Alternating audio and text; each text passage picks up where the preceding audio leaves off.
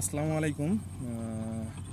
আপনারা দেখতে পাচ্ছেন যে আমরা এখন বর্তমানে একটি ধানের জমির পাশে আছি। এই যে দেখতে পাচ্ছেন আমার ডান দিকে একটা ধানের জমি, আর এই যে বাম দিকে হচ্ছে একটা ধানের জমি, যেটা হচ্ছে ধান কেটে নিয়ে বাসায় গেছে। আপনারা কি এর মধ্যে কোনো তফাৎ দেখতে পাচ্ছেন বা কোনো পার্থক্য দেখতে পাচ্ছেন? হ্যাঁ, পার্থক্য শুধু এটাই যে এই এই ধানের জমির যে আছে এটা গোড়া আছে, শুধু ধানের শীষটা নাই, আর এখানে ধানের শীষটা সহ আছে।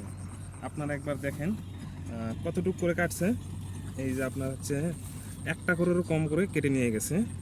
আর এই যে এটা হচ্ছে আপনার যে জমিটা ধান কেটে নিয়ে গেছে, এই দেখেন আপনার এক হাত একটা কর, এই পুরোটা হচ্ছে আপনার একটা করেরও বেশি আপনার হচ্ছে ধানের যে গোড়া, আমাদের গ্রাম্য ভাষায় যাকে বলে যে নাড়া, আপনার জমিতে রেখে গেছে।